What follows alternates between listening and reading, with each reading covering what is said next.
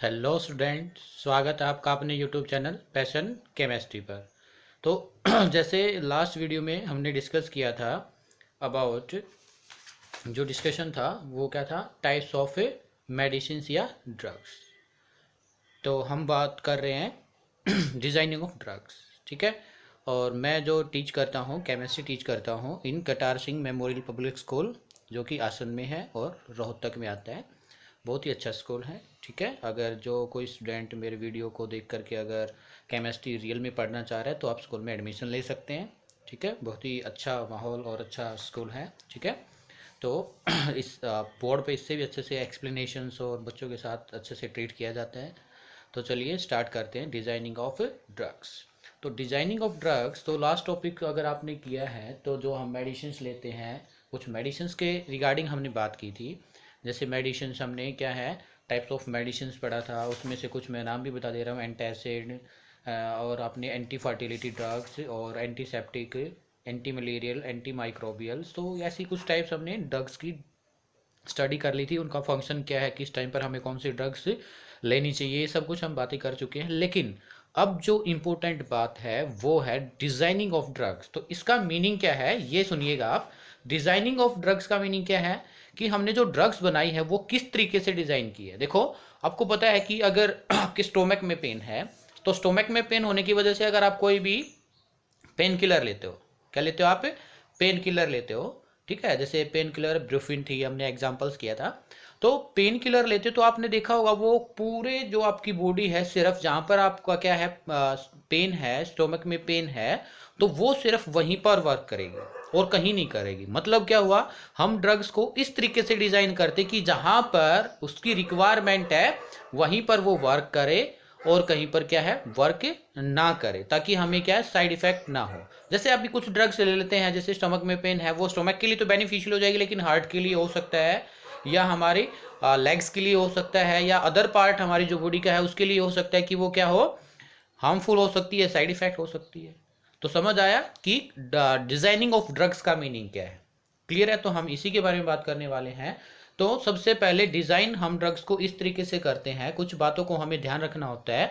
तो सबसे पहली जो बात है वो क्या है, चॉइस ऑफ ड्रग टारगेट। जो ड्रग्स का टारगेट होता है उसकी चॉइस होती है। तो सबसे पहला जो पॉइंट है वो क्या है, choice of drugs target, choice of A drugs target. Clear है?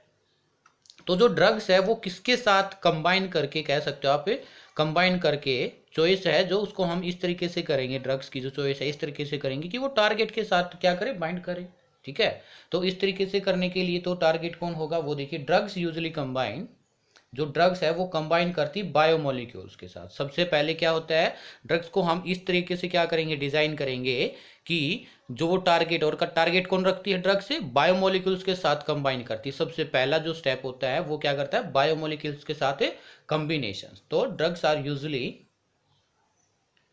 The drugs are usually combine with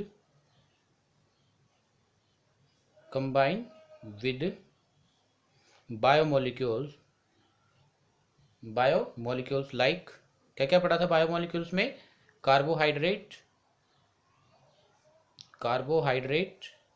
lipids, nucleic acid,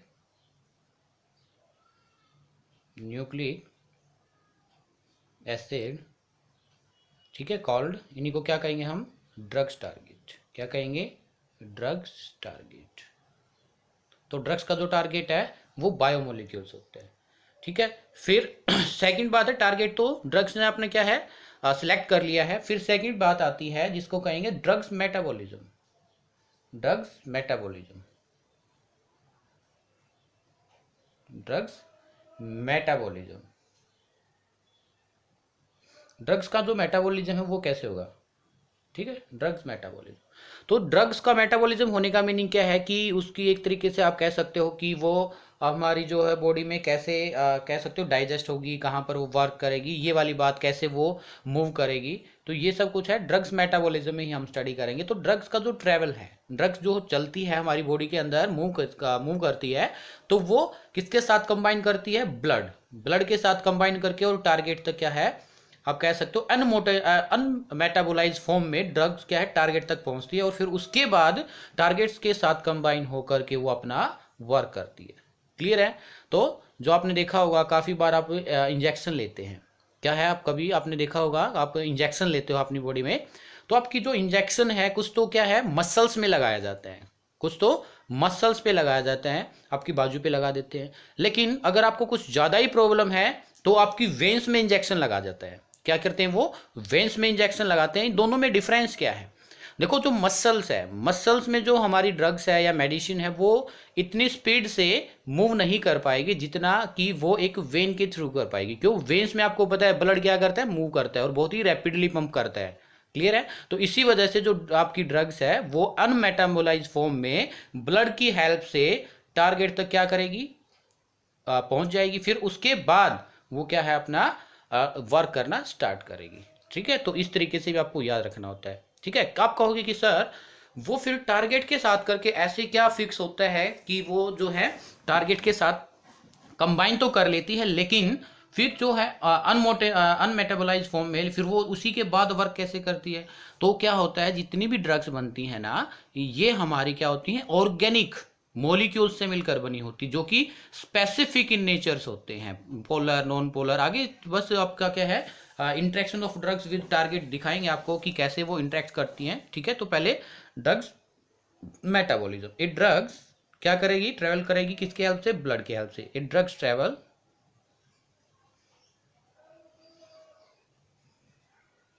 throughout the body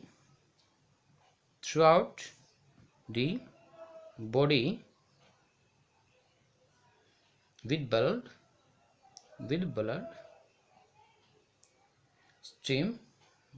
stream and reach the target as such, and reach the target as such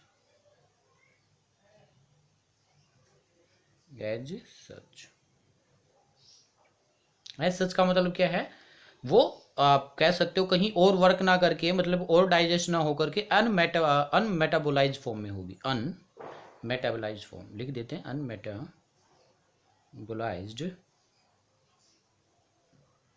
अनमेटाबोलाइज form में रहेगी। Clear है? After it's action on target the drug should be extracted out the body without any side effect. After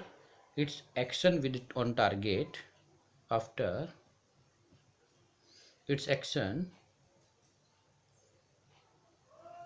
on target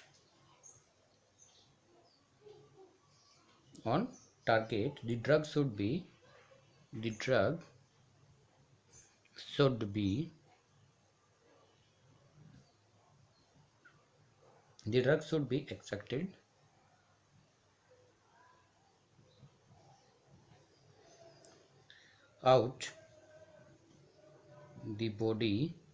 extracted out the body without any side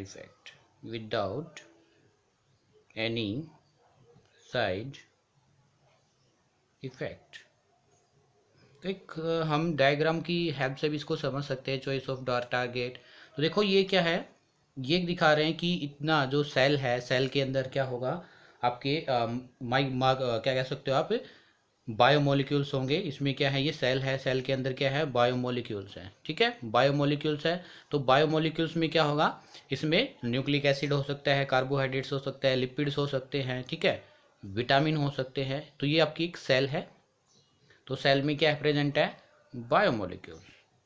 क्या present है, biomolecules.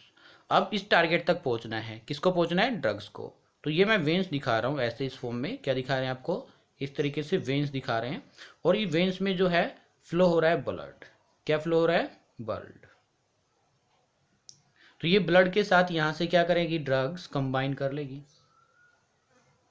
Drugs किसके साथ combine कर लेगी, ये जो दिखाया गया है इसमें ब्लड, तो ये ब्लड ड्रग्स के साथ कंबाइन करके, और जो टारगेट है, टारगेट कौन है ड्रग का, बायोमोलिक्यूल्स। तो इस तरीके से भी आप इसको समझ सकते हैं। और अपना वर्क करके, रिएक्शन करके जो है, ये लास्ट जो लाइन लिखी गई है, अपना वर्क करके, फंक्शन करके जो ये ड्रग्स है आपकी बॉडी से क्या हो जाती है, बाहर निकल जाती है बिना किसी साइड इफेक्ट के। तो ड्रग्स को इस तरीके से डिजाइन करके क्या है, वर्क कराने की कोशिश की जाती है। क्लियर है। तो इन सभी बातों को जो केमिस्ट है या जो भी साइंटिस्ट है, ठीक है, जो ड्रग्स डिजाइनर होते हैं, तो ये सब कुछ बातों का ध्यान दिया जाता है। इसी वजह से जो है ड्रग्स को लॉन्च किया जाता है तब काफ़ी टाइम भी लग जाता है। क्लियर है। तो ये क्या है, ड्रग्स को किस तरीके से डिजाइन करेंगे। फिर बात आती है, तो हमने ड्रग्स का डिजाइन तो कर लिया है, फिर बात आएगी कि ड्रग्स जो है इंट्रैक्शन कैसे करेगी विद टारगेट। ये बात बहुत ही इंपॉर्टेंट है, ठीक है, ये देखिएगा। इंट्रैक्शन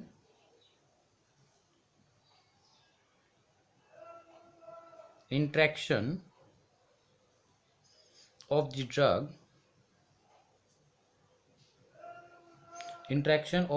with target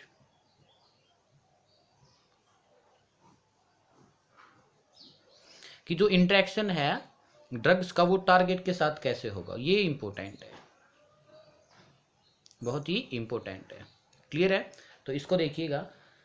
तो जो ड्रग्स है आपको पता है, जैसे हमने ऊपर भी दिखाया है, आपको बताया भी है कि जो ड्रग्स है वो टारगेट के साथ इंटरेक्ट करती है। और टारगेट कौन होता है, microbiologicals like proteins, carbohydrates, lipids and nucleic acids.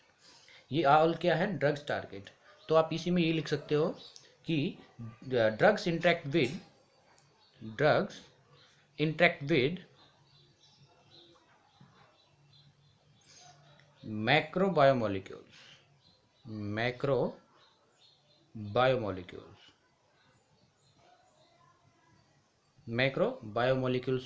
कौन होता है, biomolecules like proteins, carbohydrate, lipids और न्यूक्लिक एसिड। ठीक है। और जो ये बायोमोलिक्यूल्स है आपको पता है इनका क्या होता है, डिफरेंट फंक्शन होता है। Biomolecules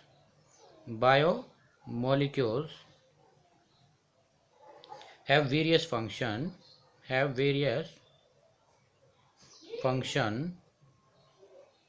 in body, various function होगा इन बॉडी। तो क्या क्या फंक्शन है, एक दो का हम आपको डिस्कस भी कर लेते हैं यहाँ पर। जैसे फॉर एग्जांपल प्रोटीन है, प्रोटीन क्या वर्क करता है, आपने पीछे भी डिस्कस किया था जब प्रोटीन्स के बारे में हमने स्टडी किया था। प्रोटीन बायो कैटालिस्ट की तरह काम करता है। क्या, protein act as bio catalyst,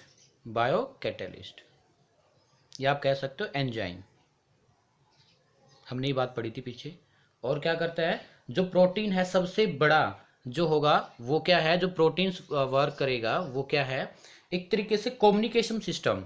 क्या है, कम्युनिकेशन सिस्टम का वर्क करेगा किसके बीच में, आप कह सकते हो ड्रग्स और बॉडी के बीच में जो प्रोटीन्स है वो एक कम्युनिकेशंस का वर्क करेगा, जिसको हम कहेंगे रिसेप्टर। क्या कहेंगे, receptor. Protein provide communication system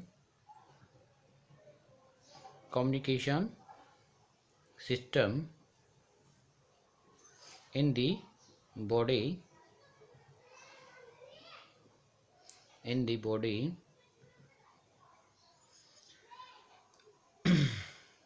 and drugs called receptor। क्या कहेंगे हम उसको, रिसेप्टर। देखो जैसे नाम से ही पता चल रहा है, रिसेप्टर्स क्या होते हैं, किसी भी चीज को रिसेप्ट करने वाले, एक्सेप्ट करने वाले। इसी वजह से क्या बोला है उसको, जो प्रोटीन्स होंगे, प्रोटीन एज ए रिसेप्टर, कि प्रोटीन्स क्या करते हैं, ड्रग्स को एक एक्सेप्ट करते हैं एक तरीके से। ठीक है। और न्यूक्लिक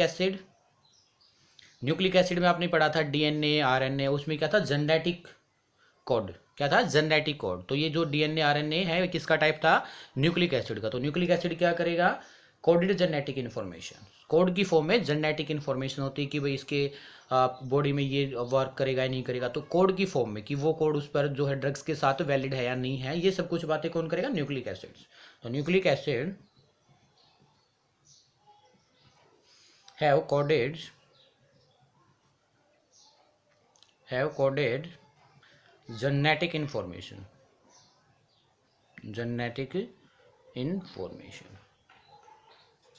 कोड की फॉर्म में क्या होगी, जेनेटिक इन्फॉर्मेशन होगी, और ड्रग्स को इसी तरीके से हम क्या करेंगे, इंटरेक्ट कराएंगे। क्लियर है तो बच्चों, क्लियर है। तो ये जो बातें बताई हैं कि कैसे करेंगे कैसे नहीं करेंगे, ये बातें वैसे तो आपको पता है, लेकिन हम enzyme as a drug target कैसे करेंगे उसको डायग्रामेटिकली आपको बता दे रहे हैं, उसके फंक्शंस आपको लिखवा देंगे। ठीक है, उसको आपको और भी अच्छे से समझ में आएगा कि जो ड्रग्स है वो एंजाइम के साथ कैसे इंटरेक्ट करेगा। ठीक है तो आप इसको वीडियो को पॉज करके इतना लिख लीजिए, और क्लियर है इतना। ठीक है, तो चलते हैं next, enzyme as drug target, enzyme as a drugs target. तो इसका मीनिंग क्या है, जो एंजाइम है, प्रोटीन्स है, जो हमने क्या किया था, प्रोटीन्स है, एंजाइम है, वो ड्रग टारगेट्स की तरह कैसे बिहेव करेंगे, कैसे वर्क करेंगे। तो अपने लॉक की मैकेनिज्म है, उसमें मैंने आपको सिखाया था, लॉक की मैकेनिज्म सरफेस केमिस्ट्री में भी आपको बताया था। ठीक, वहां से देख सकते हो।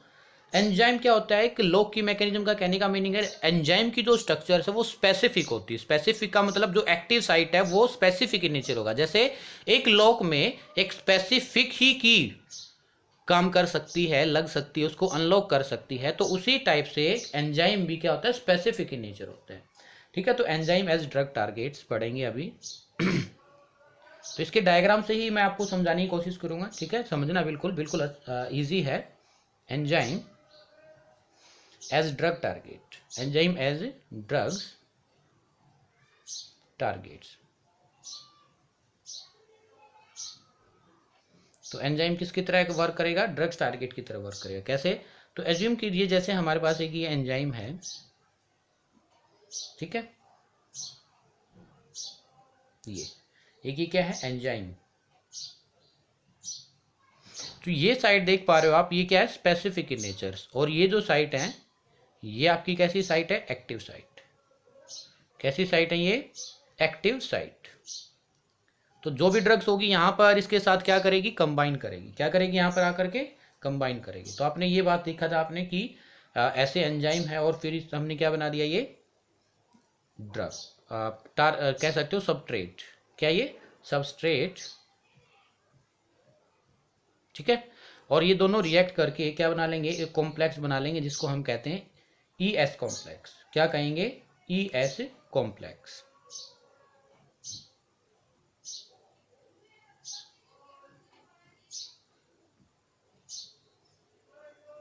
तो ये क्या है, इस तरीके से आप कह सकते हो कि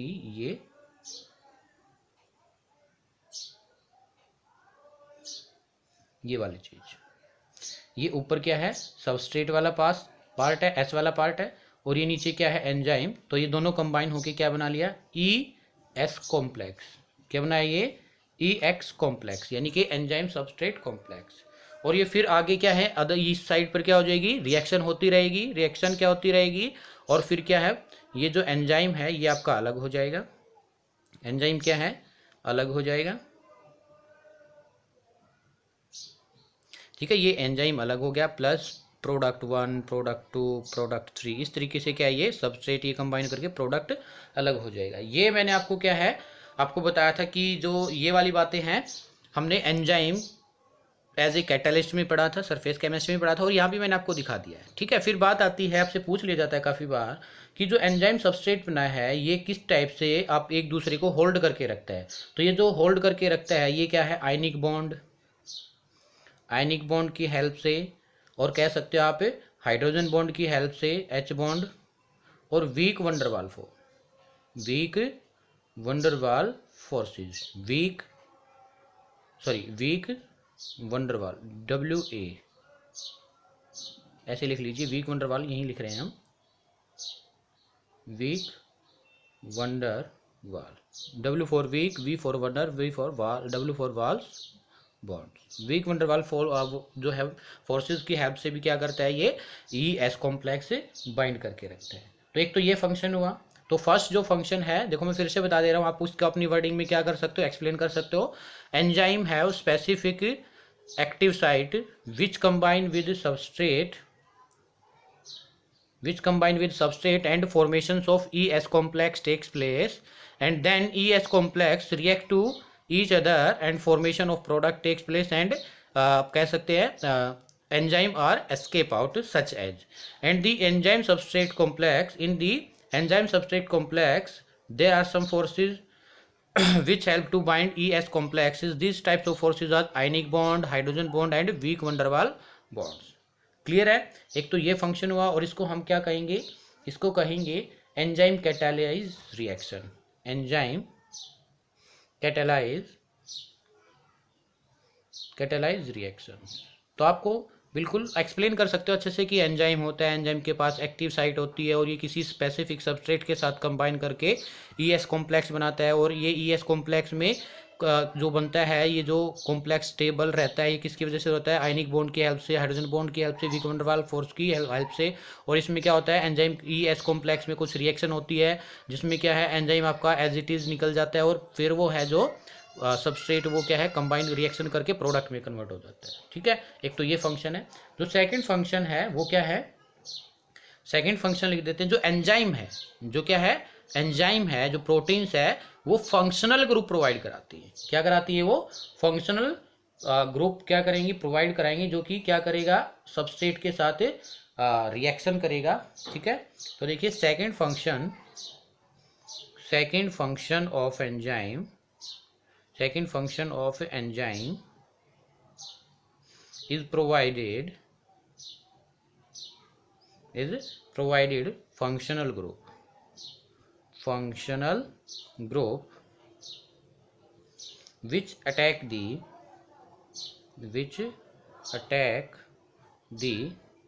substrate। किस पर अटैक करेगा, वो सबस्ट्रेट पर अटैक करेगा, and carry out the reaction,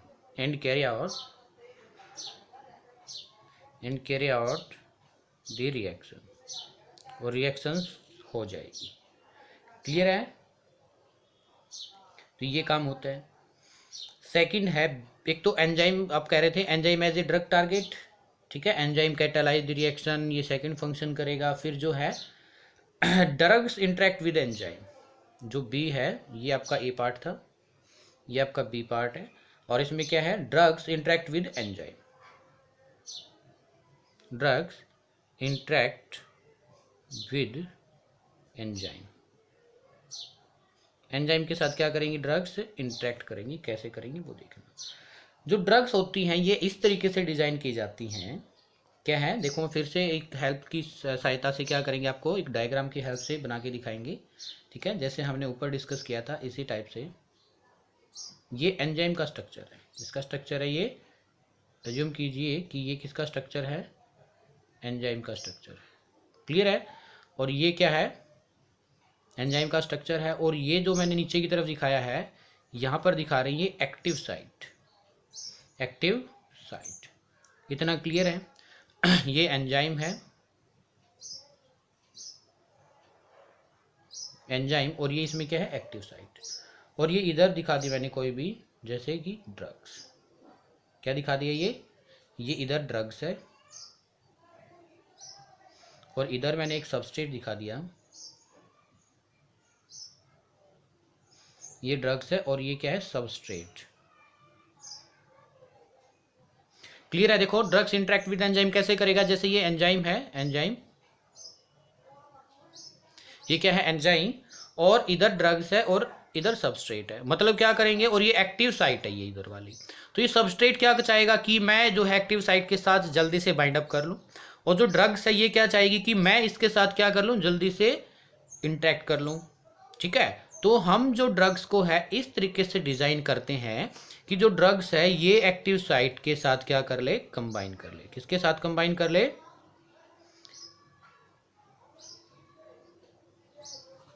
इधर लिख रहे हैं। ठीक है, ये इस तरीके से क्या है,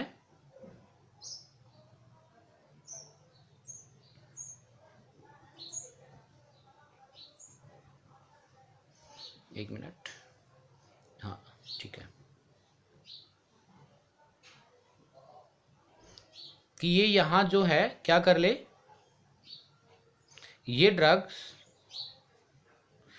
ड्रग्स है क्या करेगी, एंजाइम के साथ बाइंड करके, किससे पहले, जो हमारा सबस्ट्रेट था उससे पहले क्या है, ये ड्रग्स क्या है, जो एक्टिव साइट है ये इसके साथ क्या कर लेगी, बाइंड कर लेगी, क्या कर लेगी, बाइंड कर लेगी, और सबस्ट्रेट को क्या कर देगी, इनएक्टिव कर देगी, क्या कर देगी, सबस्ट्रेट को इनएक्टिव कर लेगी। तो इसी वजह से जो हम एक्टिविटी ऑफ ड्रग्स विद या इंट्रैक्शन ऑफ ड्रग्स हम इस तरीके से करेंगे कि जो ड्रग्स है वो सबस्ट्रेट की एक्टिविटी को डिक्रीज कर दे और जल्दी से एंजाइम के साथ क्या कर ले, बाइंड कर ले। एक तो ये ऐसे डिजाइन करेंगे, ठीक है। तो इसको आप कैसे अपनी वर्डिंग में कह सकते हो कि ड्रग्स क्या करती है, compete with substrate, so drugs is designed in such a way that the activity of substrate decreases but drugs activity increases, so drugs interact with the active site and form drugs enzyme complex। ठीक है, आप ऐसे भी कर सकते हो। और second type क्या होती है, काफी टाइम ऐसा होता है, ठीक है,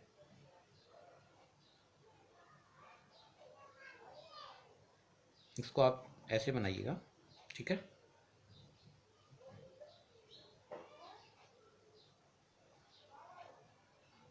ये वाली साइट, ये एंजाइम की एक्टिव साइट है, active site.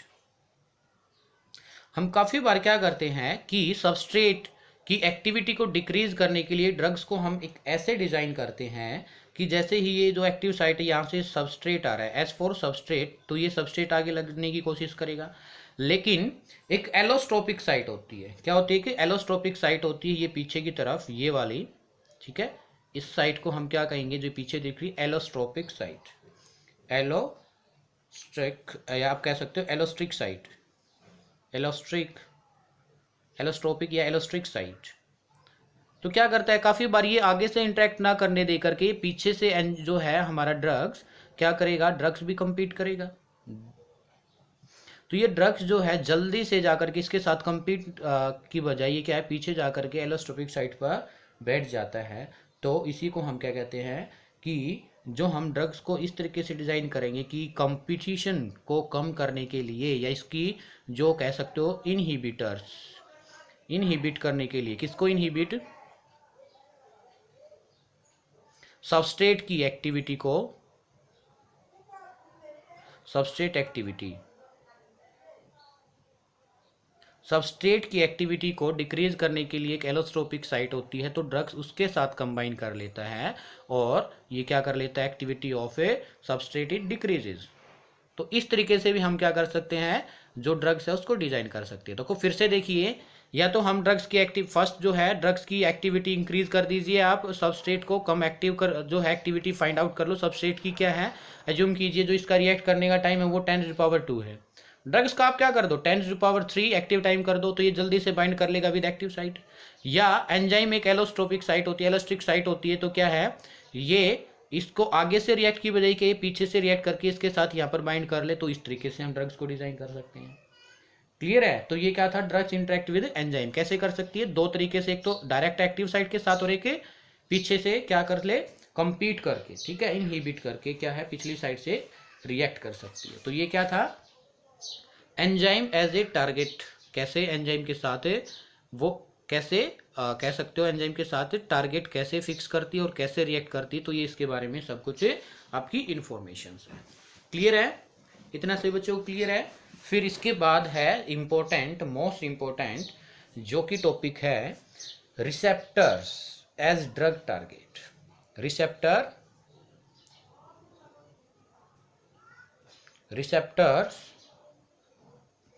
as drug target, as drugs target, receptor as drugs target, इसका मीनिंग देखो क्या है। तो रिसेप्टर्स किसको बोला था, प्रोटीन्स को, किसको बोला था, प्रोटीन्स को। तो इसमें क्या है, प्रोटीन्स का क्या वर्क था, पीछे मैंने बताया है आपको, बताइए कमेंट बॉक्स में प्रोटीन्स का क्या वर्क था। एक तो ये क्या प्रोवाइड कराता है, कमेंट बॉक्स में करना है, वरना मैं भी बता दे रहा हूँ। तो आपको अगर पीछे से अच्छे से इसको लेक्चर्स को देख रहे हो तो वहाँ पर आपको याद रखना, जो प्रोटीन्स का वर्क था वो एज ए बायोकैटालिस्ट लाइक एंजाइम, तो हमने इसके बारे में ऊपर डिस्कस किया है बहुत ही डीपली। और क्या था, प्रोवाइड कम्युनिकेशन सिस्टम। क्या करता है ये, कम्युनिकेशन सिस्टम बनाए रखता है विद बॉडी। ठीक है, तो ये जो रिसेप्टर्स होते हैं यहाँ कहाँ प्रेजेंट होते हैं, ये सेल्स में। तो जो मेन बात है, नई बात वो है, देखो सबसे पहले आप लिखना जरूर इसमें, इसमें क्या लिखोगे कि रिसेप्टर्स जो होते हैं वो क्या है, लोकेशंस कहाँ है, जो locations of receptor, location of receptors in the animal cell, in the receptor, location of receptor in the animal cell, कहाँ पर होती है, एनिमल सेल के अंदर होती है। सबसे पहले हमें जो है रिसेप्टर की पोजीशन पता होना चाहिए। ठीक है, और ये रिसेप्टर का फंक्शन क्या है, पीछे मैं बता चुका हूँ, communications with body, communications with body. और कहाँ प्रेजेंट होते हैं, ये सेल में प्रेजेंट होते हैं। ठीक है, और क्या होते हैं, जो सेल होती है, सबसे इंपॉर्टेंट बात जो अब लिखने वाला हूँ थर्ड, वो क्या है, जो सेल्स की मेम्ब्रेन होती हैं उसमें फॉस्फोलिपिड्स होते हैं। Cell membrane, cell membrane contain, cell membrane contains phospholipids, phospholipids,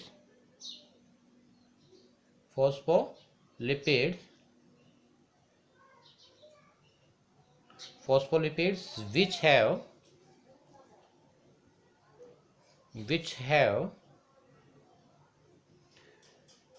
polar and non-polar heads, non-polar head।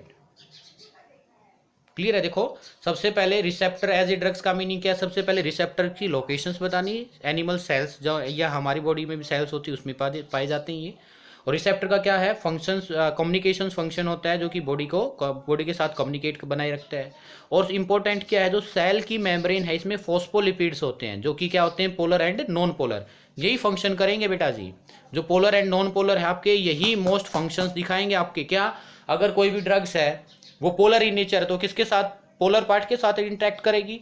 अगर वो नॉन पोलर पार्ट में तो किसके साथ है, नॉन पोलर साथ क्या करेगी, इंटरेक्ट करेगी। क्लियर है, तो यही बात है कि पोलर और नॉन पोलर, यानी कि like dissolve like, like dissolve like, तो वही बात है ये।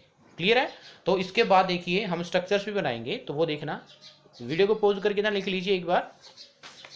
ठीक है, तो नेक्स्ट देखिए स्ट्रक्चर्स बनाते हैं आपकी हल्की सी। ठीक है, छोटी सी स्ट्रक्चर्स बनाएंगे, वैसे तो ये बहुत ही बड़ी होती हैं, जैसे ये जिग जैग फॉर्म के, जिग जैग फॉर्म।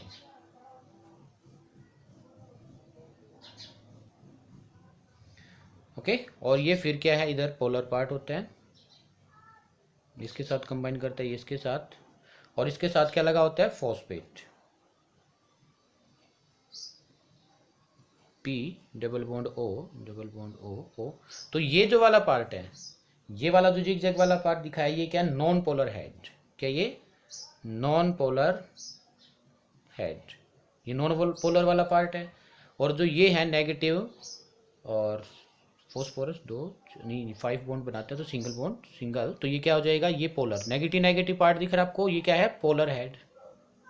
क्लियर है, तो ये फॉस्फोलिपिड्स का एक तरीके से कह सकते हो इस तरीके की स्ट्रक्चर। जिग जैग वाला क्या दिखा रहे हैं, ये नॉन पोलर हेड, और ये जो है फॉस्फोरस वाला पार्ट क्या है, पोलर हेड। क्लियर है इतना। तो अब क्या होगा, जो सेल मेम्ब्रेन है, जो सेल मेम्ब्रेन होती है उसके पास दो लेयर, आप एज्यूम कीजिए ये हमारी सेल है, ये क्या है, एक सेल है। ठीक है, इस सेल के पास दो लेयर होंगी, एक ये फर्स्ट वाली लेयर हो सकती है, एक सेकंड वाली लेयर, यस और नो। तो ये एक सेल है, सेल के पास कितनी लेयर है, 2 लेयर। कितनी लेयर है, 2 लेयर ऑफ ए फॉस्फोलिपिड्स। कितनी है, ये सेल है, सेल के पास 2 लेयर है, और ये किसकी लेयर है, 2 लेयर ऑफ ए फॉस्फोलिपिड्स। किसकी, ये फॉस्फोलिपिड्स एंड प्रोटीन्स।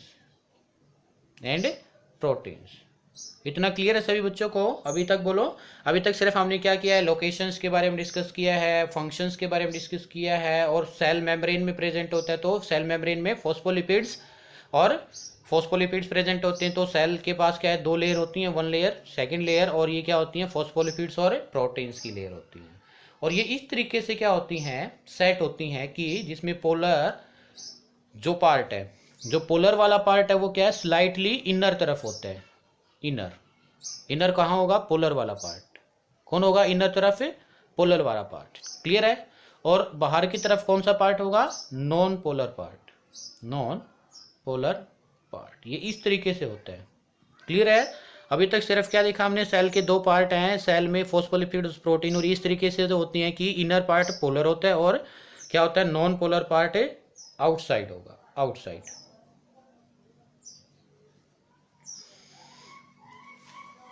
आप इसको ऐसे भी दिखा सकते हैं, बिल्कुल ठीक है, इतना क्लियर है। अभी ये दिखा दिया,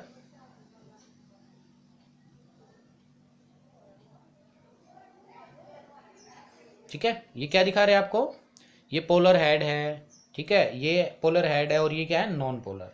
और इसके बीच में ये इस तरीके से, ये क्या होगा, रिसेप्टर बाइंडिंग साइट। ये क्या है, receptor binding, receptor binding site. Clear है। इसके इधर भी क्या होंगे, ये polar, non polar, phosphate lipid, phospholipids, यहां पर बाइंड करेगा जो भी आपका आएगा, ठीक है। ये क्या है, मैं लिख दे रहा हूं, पोलर पार्ट। और ये जिग जैग वाला कौन सा है, non polar part, non polar, non polar part. Clear है। तो ये इस तरीके से क्या है आपका प्रेजेंट होता है। फिर सेकंड क्या है, ये तो ड्रग्स टारगेट कैसे क्या करेगा, किसके साथ इंटरेक्ट करेगा, ठीक है।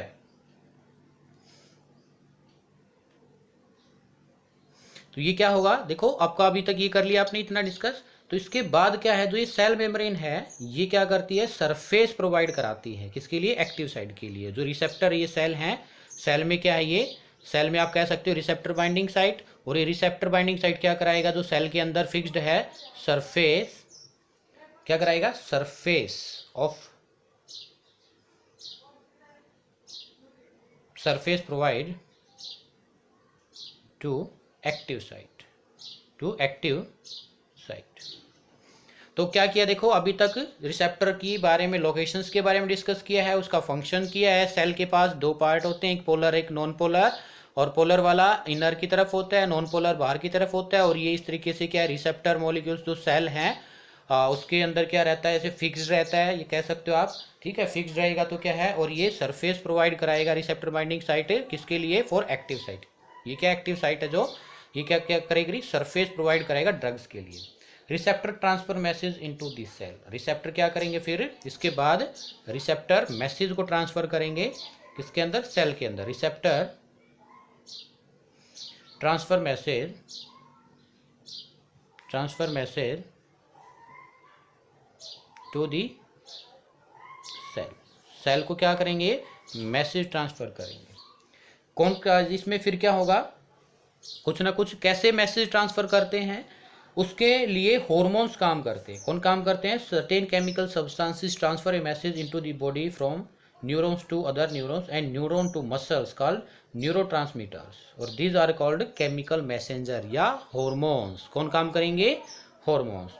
तो क्या है, देखो अभी ट्रांसफर, मैसेज ट्रांसफर करने का काम कौन करेगा, हॉर्मोन्स। और ये क्या होता है, देखो इसको लैंग्वेज में लिख दे रहे हैं, बिल्कुल मैं फिर से बता दे रहा हूँ आपको वर्डिंग में सबसे पहले, कि ये केमिकल सब्सटेंस है जो कि क्या है, एक न्यूरॉन से दूसरी न्यूरॉन्स को मैसेज को ट्रांसफर करेगा, और वो न्यूरॉन्स किसको, मसल्स को। और मसल्स क्या है, फिर सेल के साथ कनेक्टेड रहती हैं, किसके साथ कनेक्टेड रहती हैं, सेल के साथ। और ये जो काम करता है, जो केमिकल सब्सटेंस होता है, उसको हम क्या कहते हैं, हॉर्मोन्स। क्या कहेंगे, hormones. Certain chemical substance, certain chemical substance, certain chemical substance transfer a message, transfer message in the body, in the body from one neuron to, from one neuron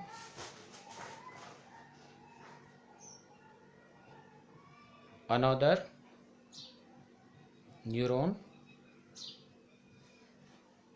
another neurons, and neurons कहाँ करेगी, neuron to muscles muscles में करेगी। इसी को क्या कहेंगे, called neurotransmitters. Neurotransmitters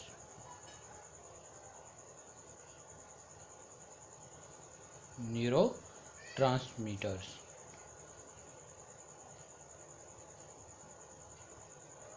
तो neurotransmitters क्या प्रोसेस है, एक केमिकल सब्सटेंस होता है जो कि मैसेज ट्रांसफर करता है बॉडी से, कहाँ, वन न्यूरॉन्स, फिर one neurons to another neurons, और ये न्यूरॉन्स ट्रांसफर करता है मसल्स की तरफ। तो इसी को हम क्या कहेंगे, न्यूरोट्रांसमीटर्स, ठीक है।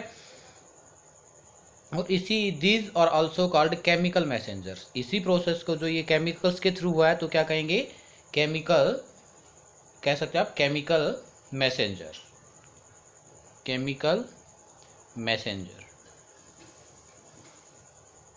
और ये केमिकल मैसेंजर्स कौन होते हैं, हॉर्मोन्स। कौन होते हैं, हॉर्मोन्स। क्लियर है इतना, ये क्या है, हॉर्मोन्स कहलाएंगे,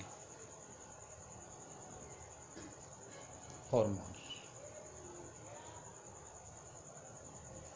मैसेज पहुंचाने के बाद ये क्या करता है, ये मैसेंजर जो है binding site of receptor, binding site of receptor of proteins पर क्या करेंगे, अटैक करेंगे एंड ट्रांसफर करेंगे मैसेज को सेल, मैसेज को ट्रांसफर करेंगे to the cell without entering inside the cell. तो क्या करेंगे ये, इसके बाद मैसेज ट्रांसफर करने के बाद जो मैसेंजर है ये क्या करता है, attack on binding site.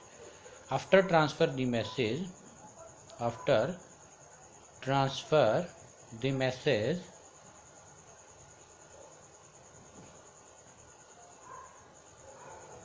Message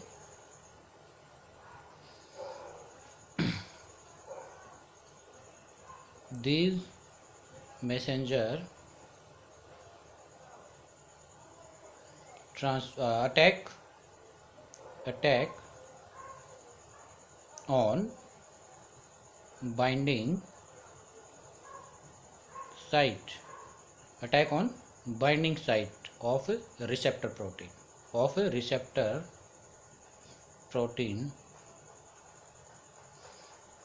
and transfer message to cell without, ये बात बहुत ही इंपॉर्टेंट है, without entering inside the cell, without entering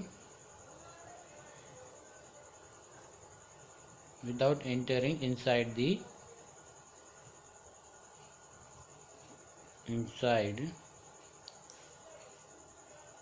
the cell. Message को ट्रांसफर कर दिया है कहाँ पर, सेल को, ठीक है। After message transfer the messenger leave the binding site of receptor as such. फिर इसके बाद मैसेज ट्रांसफर करने के बाद क्या करता है, ये जो मैसेंजर है केमिकल जो हमने लिया था, ये क्या करेगा, after message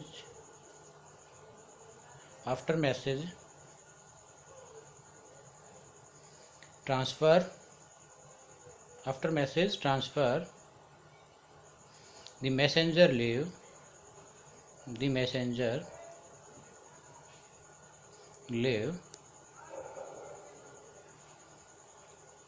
the binding site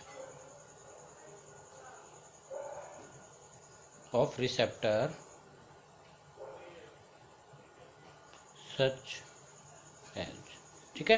तो देखिए फिर से इसको एक बार एक्सप्लेन कर लेते हैं हम, क्या वही केमिकल सब्सटेंस होता है, तो वो क्या करता है बेटा, मैसेज को ट्रांसफर करता है बॉडी टू न्यूरॉन्स, और एक न्यूरॉन्स दूसरे न्यूरॉन्स को करती है, और वो न्यूरॉन्स फिर मसल्स को क्या करता है, मैसेज को ट्रांसफर करता है कि अब क्या है भाई, आप प्रोटीन या ड्रग्स, क्या है, ड्रग्स आ गई है, उसको वो बॉन्ड बाइंडिंग क्या करना चाह रही है, रिसेप्टर के साथ बाइंडिंग करना चाह रही है, सब मैसेज चलता है न्यूरॉन्स की हेल्प से, ठीक है। इसी को क्या कहते हैं, न्यूरोट्रांसमीटर्स। और ये केमिकल्स, इसको हम क्या कहेंगे, न्यूरोट्रांसमीटर या केमिकल मैसेंजर्स या हार्मोन्स, ठीक है। हार्मोन्स ही होते हैं जो केमिकल मैसेंजर होते हैं। फिर मैसेज को ट्रांसफर करने के बाद ये बाइंडिंग साइट पर अटैक करते हैं, और बाइंडिंग साइट पर अटैक करने के बाद क्या करते हैं, मैसेज को ट्रांसफर करते हैं सेल को, और सेल के बाद मैसेज क्या है, ट्रांसफर करने के बाद वो सेम एज इट इज़ क्या हो जाता है, वहीं से साइट को लीव करके चला जाता है, बिल्कुल वैकेंट साइट लीव करके चला जाता है। क्लियर है। तो ये क्या है, एक तरीके से receptor transfer message to hormone. इसको आप रिप्रेजेंट भी कर सकते हैं, जैसे ये हमारे पास सेल है, ये हम सेल को रिप्रेजेंट कर रहे हैं। ये मैंने क्या है, सेल कितनी लेयर होती हैं, 2 लेयर होती हैं। और इसी के अंदर क्या है, आपको पता है बाइंडिंग साइट होती है सर हमारी, ये बाइंडिंग साइट है। और ये बाइंडिंग साइट किसकी है, receptor, binding site of receptor. क्या करता है फिर ये क्या, ऐसे ही ये प्रोसेस चलता रहेगा हमारा। फिर से हम क्या करेंगे, मैसेज ट्रांसफ़र दिखाते, मतलब मैसेज को ट्रांसफ़र होते हुए दिखाएंगे यहाँ पर, ठीक है। ये भी सेल है हमारी 2 लेयर वाली। तो इधर क्या है, आप कह सकते हो receptor, binding site of receptor, और इसके आसपास क्या है, ये केमिकल्स, क्या ये केमिकल मैसेंजर,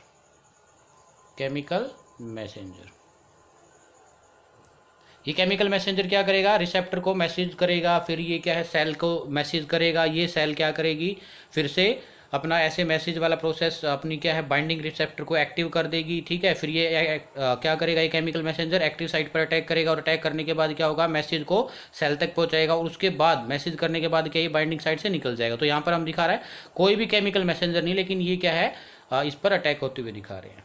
क्लियर है, मैसेज इन सेल। तो ये मैसेज आप इस तरीके से दिखा सकते हो कि ये जो एक्टिव हो चुका है, तो ये किसको मैसेज मिल गया, message in cell,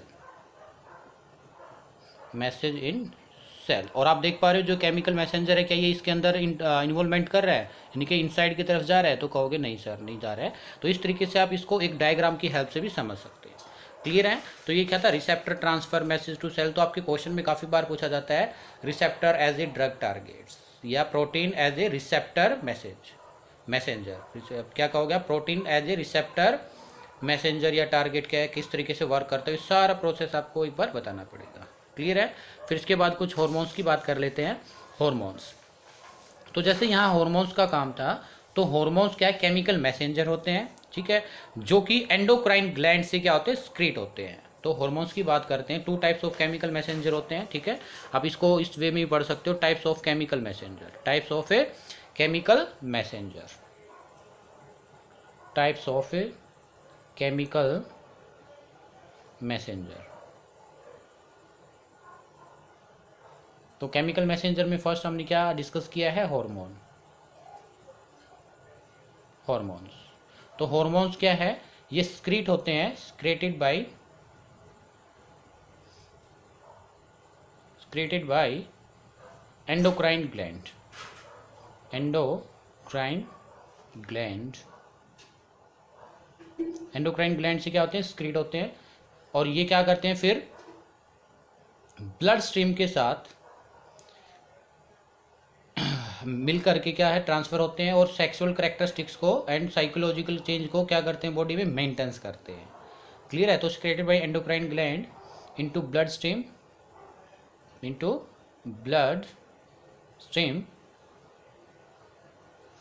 and control sexual characteristics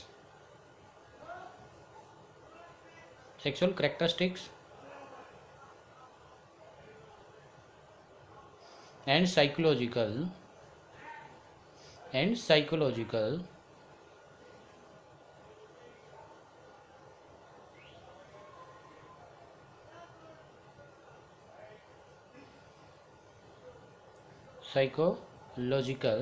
change in the body।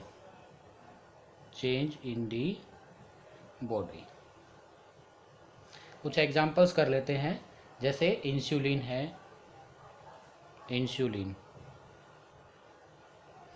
Protein को प्रोटीन की डाइजेशंस के लिए जो है, वो जो हार्मोन्स ही होता है, वो कौन सा होता है, इंसुलिन। ऑक्सीटोसिन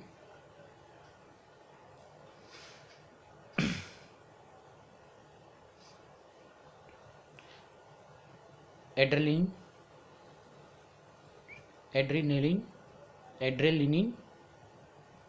ठीक है। ये क्या है, सभी हार्मोन्स है जो कि सेक्सुअल कैरेक्टरिस्टिक्स को या साइकोलॉजिकल चेंज को बॉडी में क्या करते हैं, मेंटेन्स करते हैं। एड्रेलिन है, इंसुलिन है, ऑक्सीटोसिन है, ये सभी स्टीरॉयड हार्मोन्स भी होते हैं, जो कि सेक्स कैरेक्टरिस्टिक्स को स्टीरॉयड हार्मोन, ठीक है। Steroid hormone. सेकंड क्या था केमिकल? न्यूरोट्रांसमीटर्स। न्यूरोट्रांसमीटर्स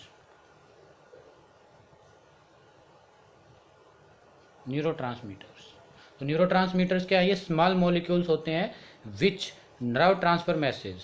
ठीक है, ये क्या है? स्मॉल मॉलिक्यूल्स होते हैं through these are small molecules, these are small molecules through which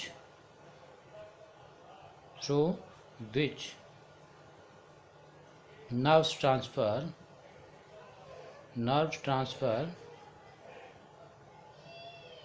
message। तो न्यूरोट्रांसमीटर सबसे जो इम्पोर्टेंट एग्जाम्पल वो डोपामाइन। क्या है?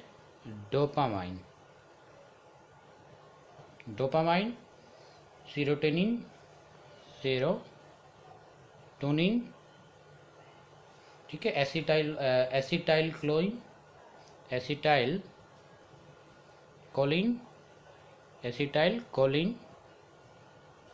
ठीक है। ये क्या है?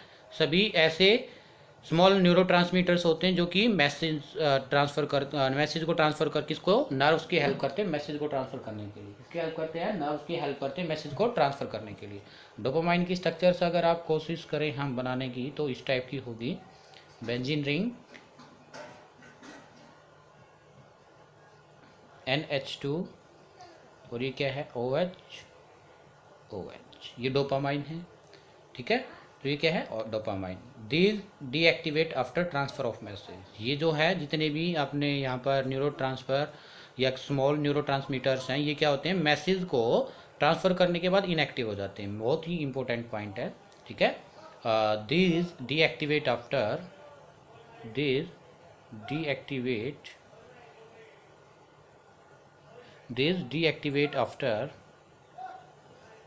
Transfer of message.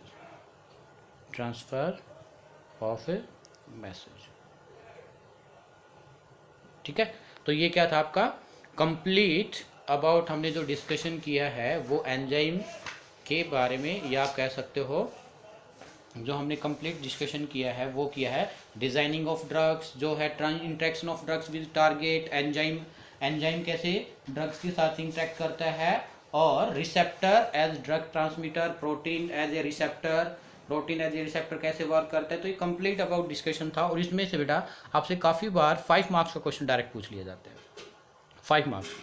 तो प्लीज़ एक बार ट्राई कीजिएगा। अगर किसी को कोई प्रॉब्लम है तो प्लीज़ आप कमेंट बॉक्स में बताइएगा कि कैसा आपको लगा ये लेक्चर और कहाँ आपको प्रॉब्लम आई है। ठीक है, अगर किसी को कोई प्रॉब्लम है तो वो हम सॉर्ट आउट करेंगे। अगर वीडियो पसंद आए तो वीडियो को लाइक कीजिए, शेयर कीजिए, और प्लीज़ चैनल को सब्सक्राइब करना ना भूलिएगा। मिलते हैं जल्दी ही ऐसे ही एक नई वीडियो के साथ, जो कि हमारी नई वीडियो रहेगी वो टॉपिक पर रहेगी हमारा केमिकल्स इन फूड्स या फूड प्रिजर्वेटिव्स। ठीक है, इस पर रहने वाला है। बहुत ही इंटरेस्टिंग वीडियो है। इसमें भी आपके ऑप्शन क्वेश्चन जो है वो ज़्यादा बनने की पॉसिबिलिटी रहती है, चाहे वो कभी कोई से भी कॉम्पिटिटिव एग्जाम है। ठीक है, तो मिलते हैं जल्दी। तब तक के लिए थैंक यू, बाय बाय, और प्लीज़ चैनल को सब्सक्राइब जरूर करना। सी यू।